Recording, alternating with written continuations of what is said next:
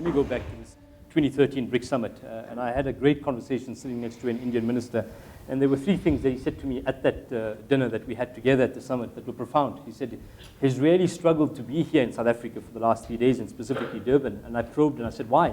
And he says almost every South African, be it a politician or a business leader, an academic or civil society leader, was very negative in terms of the invitation by the other 4 BRIC countries to invite South Africa to be part of the BRICS. And he said, in my view, there are various reasons behind why and the perspectives around population and GDP size. But he said, you've been invited to be part of this grouping, and it's akin to being invited to be on the football field. You've been signed up, you've been given the kit, and then you stand with your hands in your pocket and you walk around saying, I don't deserve to be here. I shouldn't be here. He said, and I'm quoting his words, he said, in my view, there's no better country to be living in than South Africa in the next 10 years. And he highlighted 5 things that really stood out for me. He said, one, when you look at, and let's link it back to the WEF competitiveness index thing that we're talking about, Davos. He said, if you look at the WEF's global competitiveness index, and Nick alluded to it, you look at the auditing standards in South Africa, the strength of our banks, the regulation of our stock exchange. We rank amongst the top 5 in the world in that WEF global competitiveness index. So he says, you've got those types of institutional infrastructure. He says, secondly, I've never seen the sophistication in the private sector in other emerging markets that I've seen in a country of the size and scale of South Africa. How do you leverage that? He said, thirdly, Abdullah, you live on the foothold of this exciting, at that time, explosive growth opportunity called Africa. And you're part of this narrative from an African perspective. How do you really utilize the fact that you sit on the foothold of the continent and really leverage the opportunity as a consequence of that? And the fourth thing he said, which really stood out for me, was the fact that he said, Abdullah, I go to bed every night with the thought that 550 million people live below $1.50 a day. He says, perhaps South Africans go to bed at night that 20 million people live below $1.50 a day. And how is it that with the first 4 things that we spoke about, we're unable to somehow create more inclusive economic growth, that we're able to move away from this highway that separates the 2 worlds of Alex and Santon?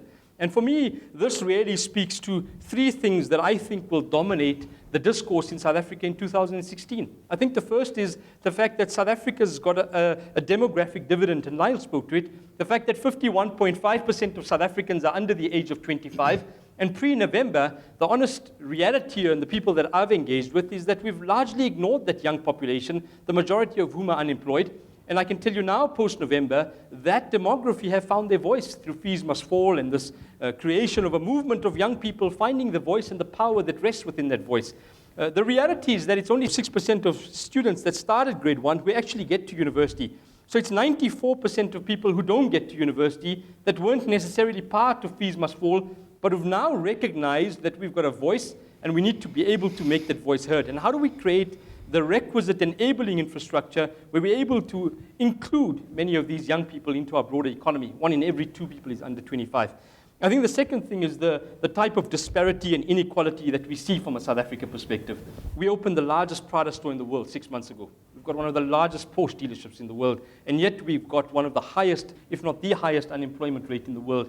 And for me, the difficulty is how do we reconcile that given where we are? So the 3 hashtags, I think it's 1, we're going to see an increasing youth voice coming through in South Africa, and it wasn't about Fees Must Fall. It's really a spark in terms of how we're going to see young people really driving the narrative from a South African perspective. The second one, and Adrian spoke about elections across Africa, the local government election in South Africa between May and August will be the hardest and most difficult election in the history of South Africa's democracy in the last 22 years. And I'll highlight 3 things, and maybe I'll end with that, Marius.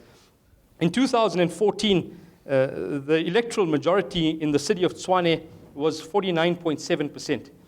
In Johannesburg, it was 52.7%, and in Nelson Mandela Metro, it was also 49%. That with an EFF machinery of 8 months of preparation. We've seen today, we've seen with so many other examples that when you've got a lot more coordination, and when you've got lots of other frustration that has come through, that this election, I think, will fundamentally transform the trajectory from a South Africa perspective, because collectively Cape Town, Nelson Mandela Metro, City of Johannesburg, and City of Tshwane accounts for more than 50% of South Africa's GDP, and that will really bring a significant change, I think, from an electoral perspective that will start to have an impact more broadly. And I think those are the 2 or 3 things that will really dominate the South African discourse in the year ahead.